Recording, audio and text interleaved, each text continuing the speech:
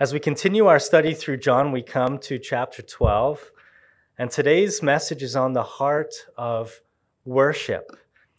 Today we're going to read about what it means to have a life of worship, and that a life of worship that comes from a heart of worship. And we're going to read about one of the most beautiful acts of worship and offerings recorded in Scripture. I'm going to put up an outline for you on the screen. There's about 6 different steps to the story. There's a supper, then there's service offered by Martha, and then there's a sacrifice of worship by Mary, and then we'll see the scorn of Judas. Jesus takes a stand for her, and then there's this statement of Lazarus' life. So let's read it together, starting in verse 1. Then 6 days before the Passover, Jesus came to Bethany, where Lazarus was, who had been dead, whom he had raised from the dead. There they made him a supper, and Martha served, but Lazarus was one of those who sat at the table with him. Then Mary took a pound of very costly oil of spikenard, anointed the feet of Jesus, and wiped his feet with her hair.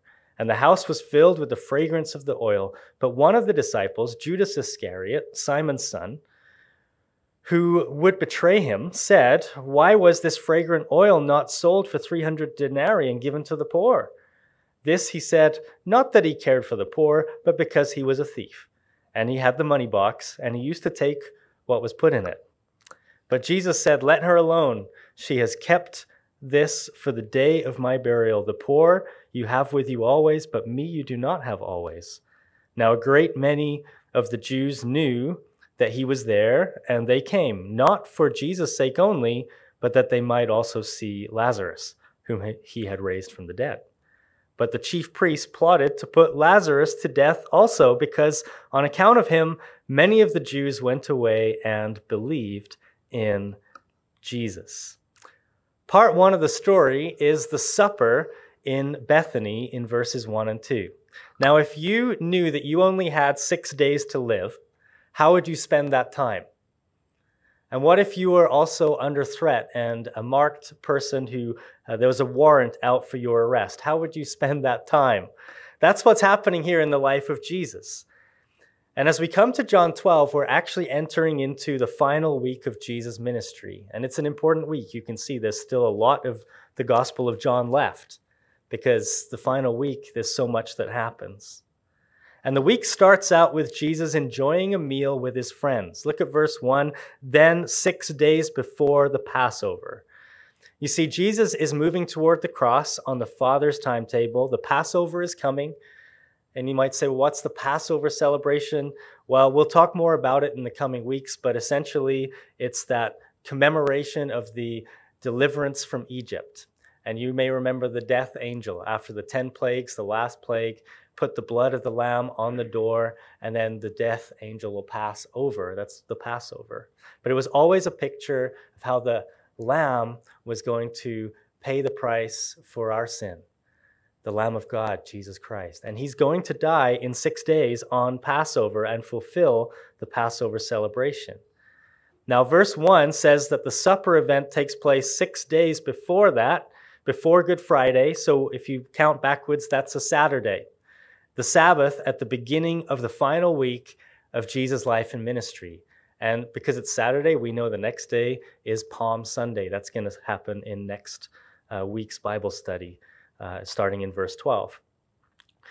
So Jesus knows he's going to die in 6 days, but he doesn't fear those who want to arrest him and imprison him at this time.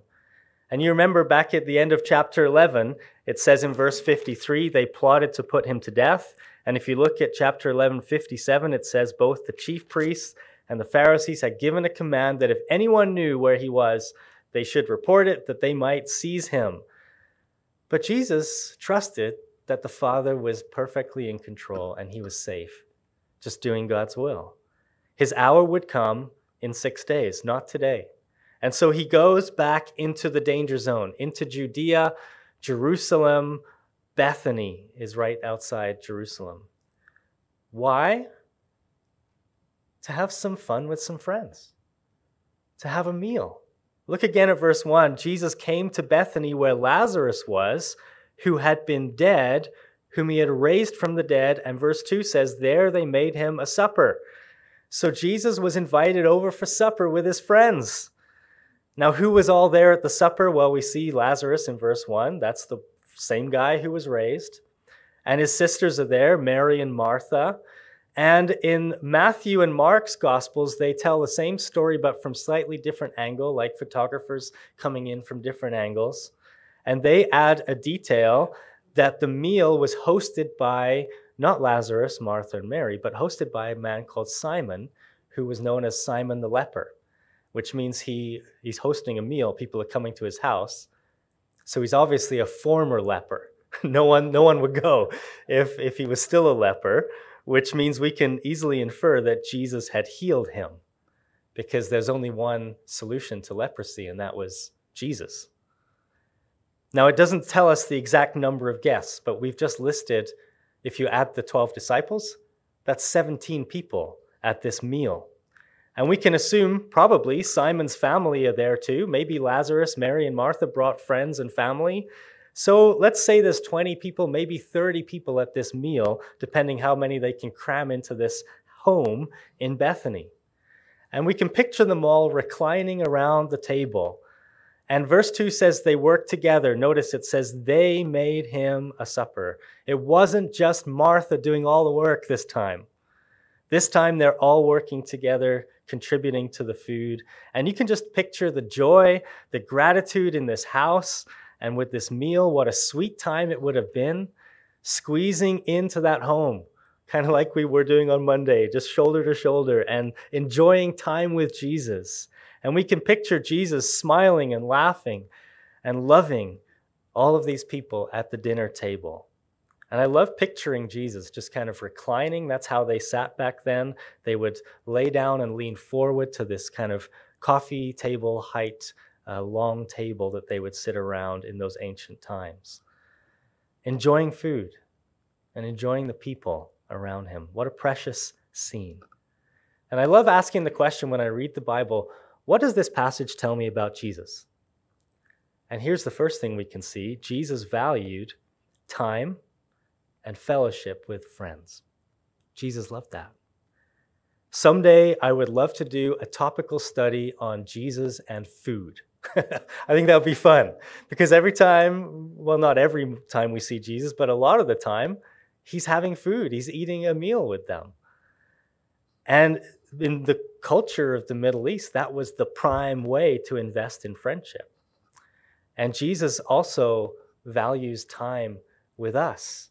He talks about this in the book of Revelation. He said to a church, Revelation 3, "Behold, I stand at the door and knock. If anyone hears my voice and opens the door, I will come into him and dine with him and he with me." And this is a spiritual picture here, a metaphor for fellowship, intimate spiritual connection with the Lord. He wants to meet with you. He wants to have fellowship with you and with me. Serving Jesus, first of all, is loving Jesus and spending time with him. Another thing we see here about Jesus is that he did not live in fear of his enemies. He goes back to Bethany, right around the corner from the council that wanted to kill him, just 2 miles away. And Jesus is cool about it. He's going for supper. He could be arrested at any time, but he, again, knows the Father's control and the Father's timetable. And he won't be arrested today. So put these two concepts together and you get a special connection. He loves fellowship, and Jesus and their friends were ready to risk their lives to have fellowship with the people they loved and cared about. And that shows us the true value of fellowship. It's not a fair weather sport. It's something that we do as believers because it's important. And we'll even take risks and count the cost to make sure friendship is happening in our life around the things of Christ. Acts 2:42 tells us the priorities of the early church on day one of the church, after 3,000 people got saved. It says they continued steadfastly in the apostles' doctrine and fellowship and the breaking of bread and in prayers. This is the foundation of the church. And fellowship is equally important with Bible study and prayer and communion and worship. It's that what does fellowship actually mean? It means to share our lives with one another. Koinonia is the Greek word for fellowship. And Satan will always try to cut you off from fellowship with brothers and sisters. But Jesus knows and he shows the true value of that fellowship for himself and for his friends, even in a time of trial and danger. And so that's the setting of the supper. And by the way, just a little point of clarity here before we go on. There are 2 similar meals recorded in the Gospels. And because there are 4 gospel writers and they often overlap the same stories, it can be confusing to know, are we reading about like 12 different meals here or what? So there's 2, and they're similar. The other one is actually recorded in Luke chapter 7. It happened in Galilee at the home of a Pharisee his name was Simon. And in that meal, an unnamed woman who's a former prostitute anointed Jesus' feet with her tears and with oil. And that passage is clear that it occurred much earlier in the life and ministry of Jesus. This meal here in John 12 is in southern Israel. It's in Bethany, and it's at the home of this former leper called Simon. And we know it's Mary, Lazarus' sister, who will anoint his feet with costly oil. And so we're clear these are 2 different events at different times. And there were 2 of them, not more than that. And this one is also recorded, if you want to read it sometime, Matthew 26 and Mark 14 records the same event. And John gives us the most chronological detail and confirms it's 6 days before the cross, the Passover. So now we come to part 2 of the scene. The service by Martha. And I want to point this out. It's just there in verse 2 where it says, they made him a supper and Martha served. She is highlighted. Just those words, Martha served. And I love this. And before I explain, I just want to confess that I have a weird thing with my accent sometimes, where I was born in England, raised there until I was 16, and now I've spent more than half my life in Canada, and I've become Canadianized. And I'm getting pretty good at my Canadian long R's, like you drive your car and you go far, and then when you get there, you eat a chocolate bar. To the rest of the world, it sounds almost pirate, but not really, like an American pirate. Anyway, the way I would say it growing up is you drive your car really far, and then you eat a chocolate bar. And the name Martha is the one that's hard because there's like the 2 different syllables that are, it makes my jaw have trouble. So I'm just going to say Martha, okay? And then the problem is I switched rails without trying, and now the rest of my speech is going to be back to British, which I'm not trying to do. It's just some words are really hard for me, okay? They're hard. Very hard for me. So let's talk about Martha. Martha, oh my goodness. I love this lady because she's got this gift of hospitality, and yet she's growing in the grace of God in the way she's using it. She has a servant heart, and for her, worship is serving. Her greatest act of worship is to get rolling up her sleeves, to get cooking in the kitchen, to get setting the table. And I can just picture Martha this day getting the best china out, the best cutlery, the napkins, getting centerpieces set, and just making sure the fragrance is in the room and everything's clean and dusted. And this was her worship. It was serving. And let's be careful not to criticize her. Sometimes Christians do. Let's recognize how she's grown here. This is the later story about Martha. The other one is in Luke chapter 10 that shows where she was struggling with this. And I'm going to put it on the screen. In Luke 10, it says it happened when they went into and they went and entered a certain village. We know it's Bethany. A certain woman named Martha was welcoming him into her house. And she had a sister called Mary who also sat at Jesus' feet and heard his word. But Martha was distracted with much serving, and she approached him and said, "Lord, do you not care that my sister has left me to serve alone? Therefore, tell her to help me." And Jesus answered and said to her, "Martha, Martha, you are worried and troubled about many things, but one thing is needed, and Mary has chosen that good part, which will not be taken away from her." So Martha was always on her feet, rolling up her sleeves, facilitating fellowship. And Jesus corrected her, but he didn't tell her, "Don't serve."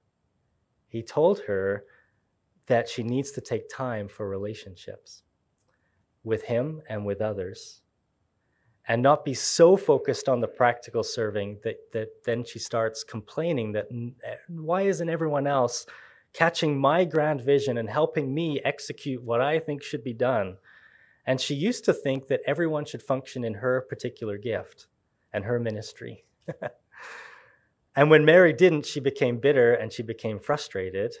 And I think it's fair to say she was tempted by a little bit of self-pity and maybe a martyr complex. I'm all alone in this. Tell her to help me. And I'll confess that happens in my life from time to time, where I think, oh man, I just wish that there were more people who would catch what I'm trying to do, and why am I alone at this moment? And it's a real trap of the enemy, because he gets us feeling very self-focused and intense. And that's not a worship service anymore. It's now a self-service. My pastor in Calgary taught us, he said, service can either be an act of worship or it can feel like forced slavery. You can choose. And don't let it become slavery. Let it be that you're laying your life down as a living sacrifice and serving the Lord. And Jesus taught her this, that she had to not be coming across demanding and self-important, but be relaxed and into fellowship and caring for people, and not just the project. And so he taught her that in Luke chapter 10. And now fast forward to John 12, right at the end of Jesus' 3 years, and there's everyone bringing the meal, and Martha is serving. But I can picture this scene now. There's no hint of intensity or self-importance. She's serving now with joy. I mean, think about it. Her brother died and was raised, and now all she wants to do is serve and bless Jesus. And she's not doing it with a bitter heart anymore. She's doing it because she's growing in grace. And she's not complaining. She's lowered her aim of perfectionism, and she's now part of a team, part of a family. And I do love that she is still serving. She's still using her gift. Less of an edge, less intensity, still bringing her step up to the plate mentality and bringing her attitude to this gathering and making it special. And I love that in our church, there are many people who have real gifts to serve and to get involved practically. And many of you do that. You love serving the Lord, and you bring this kind of joy, not with a critical spirit. You're just ready to serve, even without being noticed. And that's the way Jesus taught us to serve. And so, Lord, help us to do all our serving as an overflow of grace and not trying to fulfill our own plans, but being relaxed, being part of a team as an expression of worship, serving the Lord. And that's what we learn there about Martha and her serving. Now, verse 2 ends with saying Lazarus was one of those who sat at the table with him. So there's Lazarus. He's doing what a typical guy would do, just sitting there. But hey, he died, right? So, give him a break. He's sitting there. And and now it tells us that he's sitting there when the next thing happens. Look at verse 3. Then Mary took a pound of very costly oil of spikenard, anointed the feet of Jesus, and wiped his feet with her hair, and the house was filled with the fragrance of oil. So here's part 3 of the story, a sacrifice. The sacrifice of worship by Mary, the other sister. Now, verse 3 is where I want to talk about the most today, and there's a lot here. So I'll try and cover it as quick as I can, but I want you to picture this scene. Mary comes in and she kneels down as they were leaning forward to the table. Jesus' feet would be out behind, and she would have come in from behind with this costly vial of fragrant oil. And then she offered it to Jesus to anoint. Actually, the other Gospels tell us first she put it on his head and then down and really massaged it into his feet. And then she humbly dried his feet with her hair, and then the whole house was filled with this fragrance. Now, that's a pretty strange scene, according to our 21st century Canadian, hosting rituals, right? But the main thing here to grasp is that Mary is thanking Jesus and giving him an incredibly valuable and helpful gift as an act of love and worship for what he has done for her and her brother and her family. Let me explain how that works. Verse 3 says she took a pound of very costly oil of spikenard. I did a lot of research this week. I didn't know what oil of spikenard really was. I learned a lot. I felt a bit like a hippie by the end of my research. So let me explain. Oil of spikenard came from North India, and I'll put an image on the screen of the plant and the flower. And sometimes it's just called nard in the Bible, and it's a precious scented oil from the plant. And the plant has deep roots, and then the shoots come up with spikes. That's why it's called spikenard, and they have flowers on. And the people extract a very rich oil out of the plant, and it has an earthy, musky spice kind of scent. And spikenard is also considered an essential oil, which means that the oil is natural and comes from plants, and it's a concentrated extract from that natural plant. And the oil like this, especially in Bible days, was incredibly valuable because it was both medicinal and therapeutic. And I'll just explain and put up also on the picture there some of the natural benefits of spikenard for the human body. It had anti-inflammatory properties that helped with joint pain and acted as a muscle relaxant. It also had antibacterial properties, so if there was any infection, this would have helped. It was also used like an ancient lotion to moisturize dry skin. And like I said, it has a strong smell. I've never personally smelt it or used it, but I'm told that it has a smell similar to lavender and musk. So I don't think this is anything like a modern feminine perfume. Don't think of it like that. Rather, it's a soothing, earthy smell that has a relaxation and a therapeutic aroma. And today, spikenard oil is still used for stress relief, for deep tissue massages, and for help with anxiety, even neuroinflammation and insomnia. So in those days, this is not just a beauty product. This was super valuable medicinal resource to help with the quality of life for both men and women. And Mary was looking to bless Jesus in some or all of those practical ways. Spikenard was also extremely valuable because it was rare and came from such a long way away. And John writes here that she takes a pound of it. I did some research. A pound of oil is about 2 cups in size, or 16 ounces. Think like a medium coffee cup at Tim Hortons.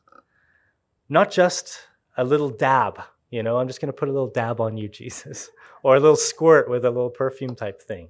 She took the whole thing, guys, and just poured it on. I don't think she drenched his head. I think she did that carefully so his face didn't get totally covered. And then she used the rest on his feet lavishly.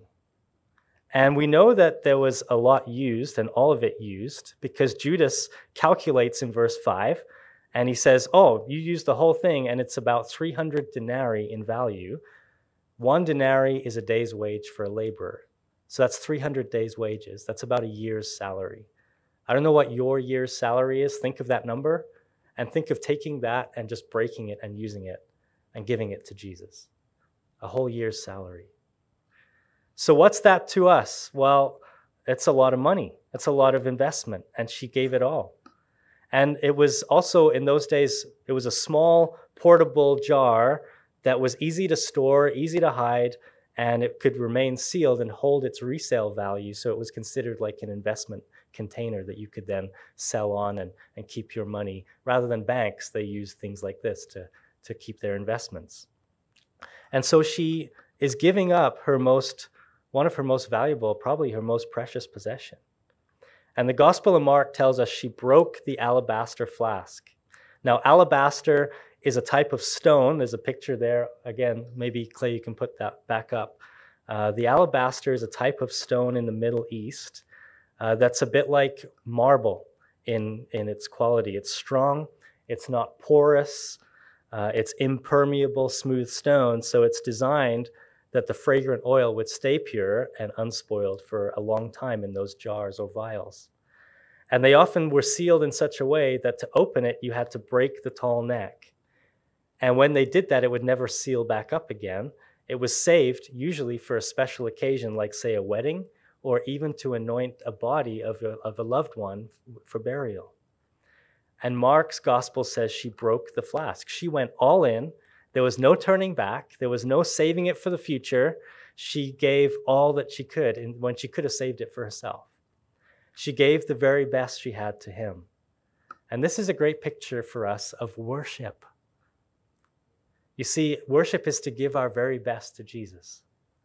Worship is to give all that we are over to Jesus, to show him how thankful we are, that he gave his all for us at the cross, and now we want to give our all back to him. And we want to bless him. We just want to bless the Lord because he's blessed us. For Mary, this was full commitment. She poured out the whole thing. I wonder, would I do this if I was there? Would I give something so valuable to the Lord? Would I be this committed to blessing Jesus? Am I this committed today to blessing Jesus with my life? Now, Mark's gospel also says she started pouring it out, like I said, on Jesus' head. So you can imagine in those days, it was a bit different than it is today. And ladies, please don't go home and take your favorite perfume and just pour it on your unsuspecting husband's head. That's not the message today. But in that culture, remember, they walked around outside in the heat, in the dry, in the dust. And this was not meant to so much as wash, but anoint. That's actually the word in verse 3. It says she anointed the feet of Jesus. And it would be like rubbing that in both to his head and then his face exposed to the sun and the elements, and then his feet, where he's been walking miles and miles and miles in bare feet with pretty primitive footwear. I mean, if we could throw a picture up of some gross feet right now, I would, with cuts and bruises, but it would gross you out, so I won't do that. But that's the point here. She is blessing him in this medicinal and therapeutic way, knowing that he's under stress, knowing that he is a wanted man. They've tried a couple times to kill Jesus, and he was able to walk away because it wasn't the Father's time, but he's under a lot of stress. Jesus was a roaming, homeless fugitive, walking around Israel. He just walked 15 miles to Ephraim last week, and now he's come back to this party, 15-mile walk. And he wasn't wealthy. Jesus didn't have medicines and skincare products. He was human. And his face and his feet were constantly exposed to those elements. And I'm sure Jesus had cuts and blisters, cracks in the skin, maybe infections, dehydration. That was common, especially for someone who traveled like Jesus did, as much as Jesus did. And so she pours it out on him to soothe his skin, to disinfect his wounds, to treat the areas that were inflamed on his face, his head, and his feet. And so this is a very practical gift of service and blessing. And Mary offered her best to Jesus to give him medicinal care and physical relief. She poured it all out, like excessive. This is excessive, you know. Usually it would be a dab or a drop. She's going all out for Jesus. And the whole place becomes filled with this aroma, and I'm sure the scent will now stay on Jesus for the whole of that final week. And it'll probably stay on Mary as well, because she used her hair to dry his feet, which shows her humility. Because the hair was considered the glory of the woman, and they would only ever loose it in private with their family, and they would be proper and keep it up tight up there. But she loosens it down and just uses it to dry his feet. I love that, because it shows how much she loved Jesus and how much she was willing to serve him, to lay down her glory to serve him and make him the center of blessing and attention, and to bless him. And it's a great picture of worship. You know, worship in our life, it comes from a heart that has been touched by the love of God. And now we want to overflow and bless him and bless the Lord back by our words, by our worship, by our life, by our choices, by our service. Lord, you've touched my life with your love, and I want to serve you back. And you know, Jesus received this act of worship. And we will see as we keep reading, Jesus receives the gift and even defends her. Jesus was blessed by her act and her heart of surrender and worship and adoration.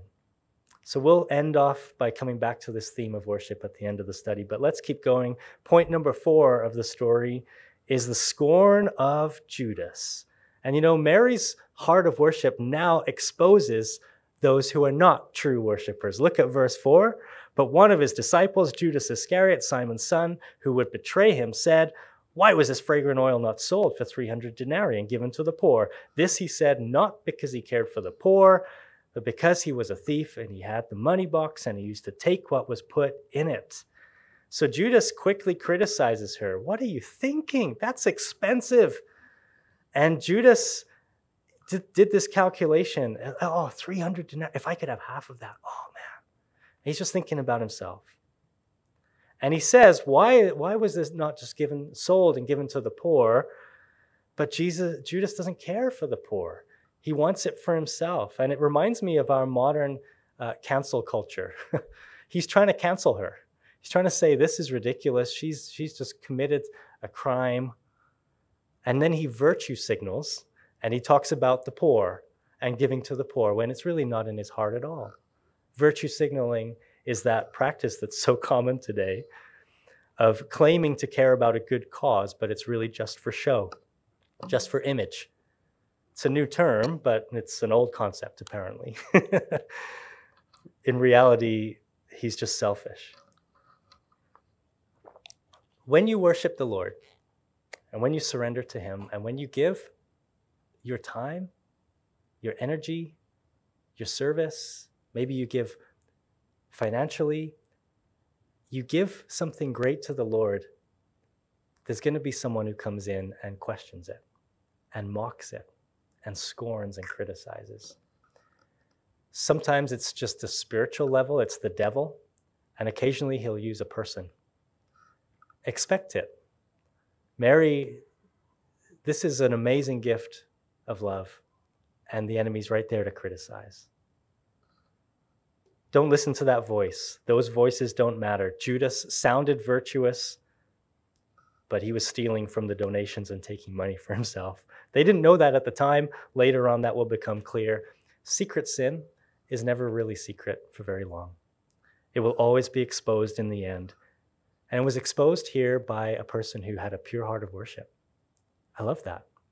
In fact, Matthew and Mark tell us that after this was the event. Mary's act of extravagant offering and worship was the trigger point for Judas to go to the Pharisees and try and get money to sell Jesus. So when we're walking in the light and we're serving the Lord, there will be opposition. And if there's evil lurking, it will be exposed. And that's actually a good thing because it accelerates God's plan and God will be glorified. So keep humbly, fully surrendering and serving the Lord, and don't be held back by that voice of mockery. Just ignore it and do what's right. Look at verse 7 to 8. Now we come to the fifth part of the story. Jesus stands up for her. But Jesus said, "Let her alone.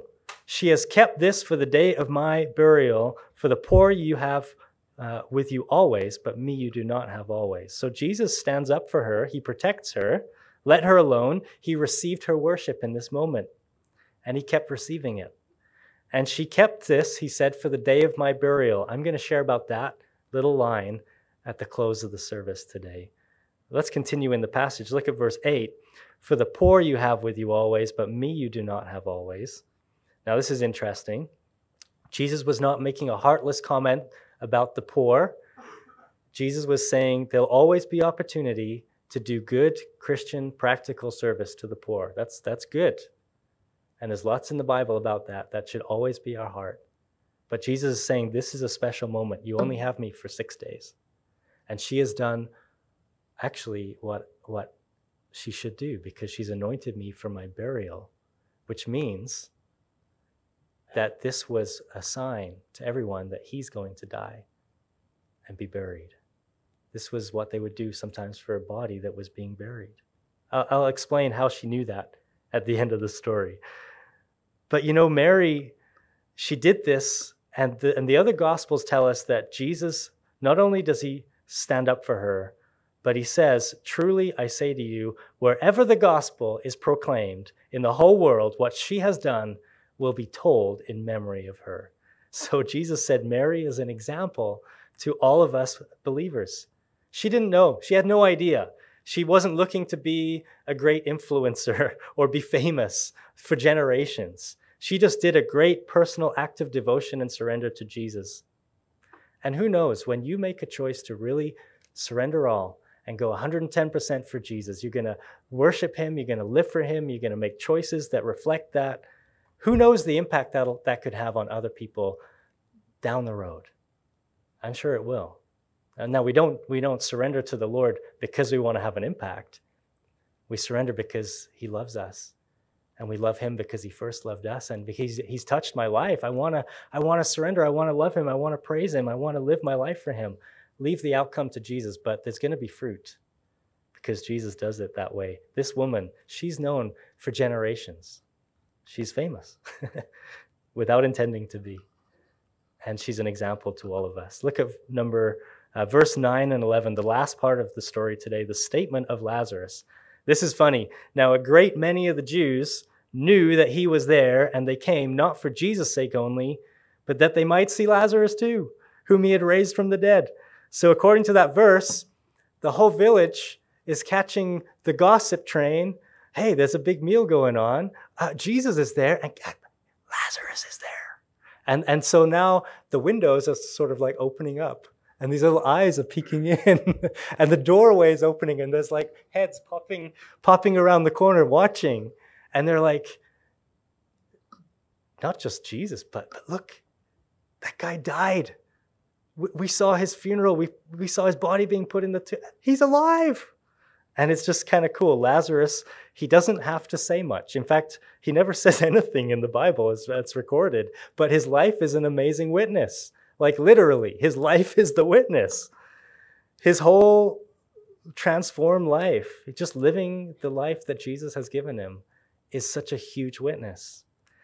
And let's just say this, witnessing is not something we do, it's something we are.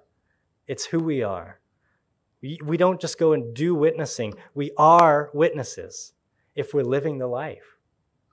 Witnessing is much more than just speaking it out and declaring the words. We need to do that when the Lord opens the door.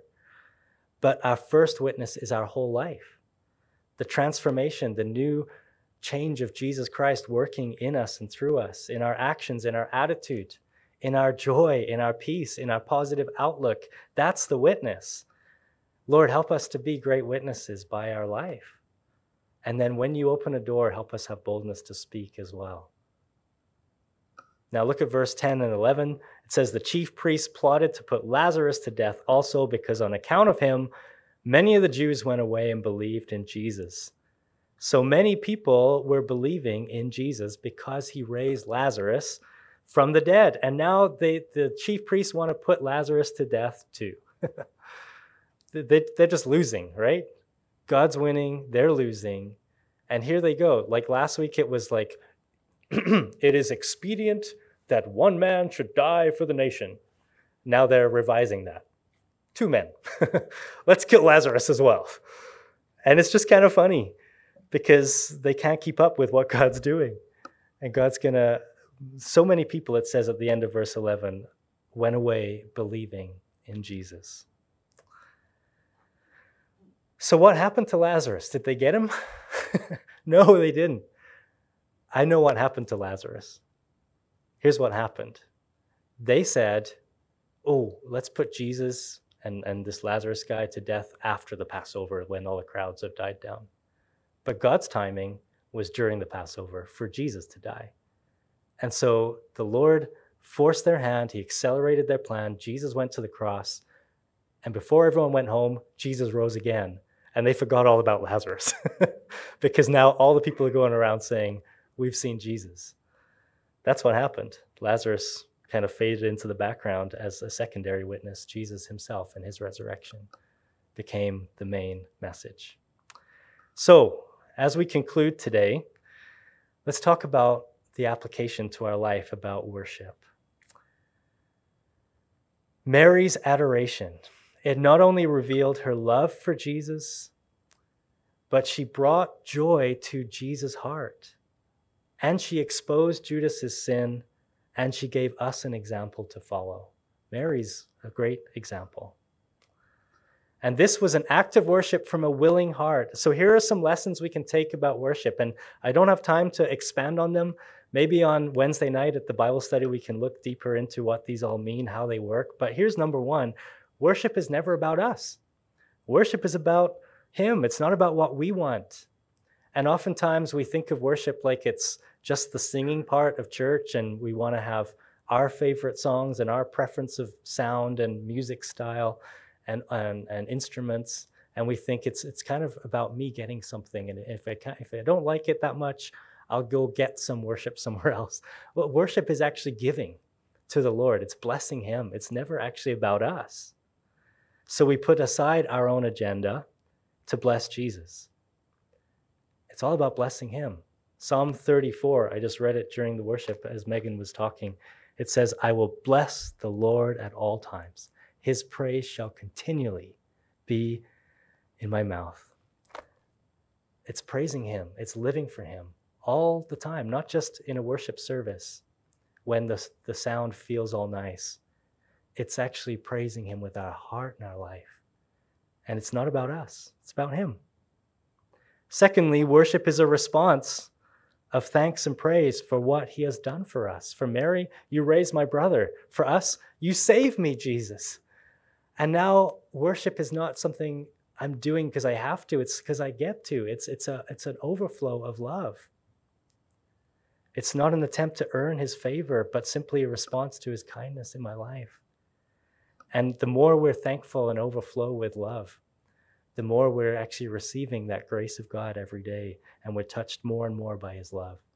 So make worship a huge priority. Number 3 is that worship is giving our best to Jesus. We've seen that clearly outlined in this passage.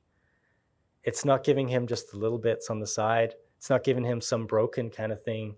Oh yeah, Jesus can have the few cents that are left, or the little few minutes that are left in my day. No, it's giving him the best. And then we say, well, that's going to cost me something. Okay, number 4, worship must cost us something. Sorry. She gives it all. And I'm thinking of Hebrews 13, verse 15. It says, therefore, let us, by Jesus, continually offer the sacrifice of praise to God. It's a sacrifice.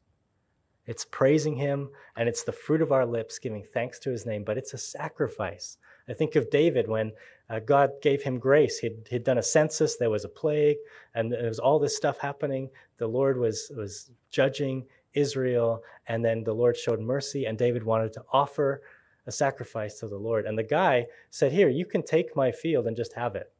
And he said, no, I will not offer to the Lord that which costs me nothing. I'm going to pay you the full price because I want to show the Lord I really am trusting him and thankful to him. Number 5, worship is about being broken before Jesus, just like that vial was broken. And there's something so sweet when we come before the Lord in our emptiness, in our weakness, in our sorrow, in our hurt. And we realize just how dependent we are on the Lord. I'm broken, and worship just kind of flows out of you. When things are not good, when things are hard, when life is tough, trusting God is tough. Psalm 51, the sacrifices of God are a broken spirit, a broken and a contrite heart. These, O God, you will not despise. Let that be that you find your refuge in the Lord and you pour out your brokenness to him. He's pleased by that. And you get to feel and sense his presence and his healing and his strength. And then the last one I want to say today is that worship is about getting on board with God. It's about getting off the throne and putting him on the throne. It's about looking not at my problems and my life and my stuff. It's about looking at him, turning the gaze and the attention all to the Lord. And it's about getting on board. That means full surrender, even when we don't understand it. Now remember, back in verse 7, Jesus made a statement. He said, "Let her alone. She has kept this for the day of my burial." She kept this vial for my burial. Now, all the other people in the room are going, huh? We're having a meal. What are you talking about, your burial? But Jesus had said it over and over again. One example is Mark chapter 10, verse 32 to 34. He said it in all the Gospels over and over. He said, disciples, disciples, the Son of Man is going to die on a cross and be buried and rise again, just so you know. And they were like, no, he's going to pick up a sword and defeat the Romans. They weren't listening. When was Mary listening? Back in Luke chapter 10. When Martha was all distracted and busy, Mary was sitting at Jesus' feet. She listened to his words, and she understood something no one else understood. He's going to die and rise again. She now is putting two and two together. My brother died, he delayed, he came, he raised him. Oh yeah, Jesus said he's going to die and rise again. Now she brings her vial that she could have saved for her wedding. She could have saved for the death of her sister, not twin, her actual close sister or her parents. But she goes, Jesus is going to die, and I'm going to anoint him for his burial. Now, did she fully understand it? Did she get how the cross would save us all?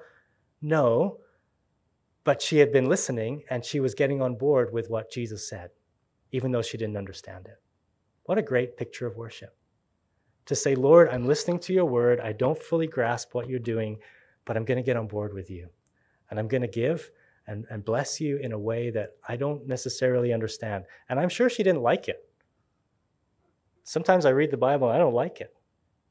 It's like, oh, I have to stop doing that, and I have to start doing that.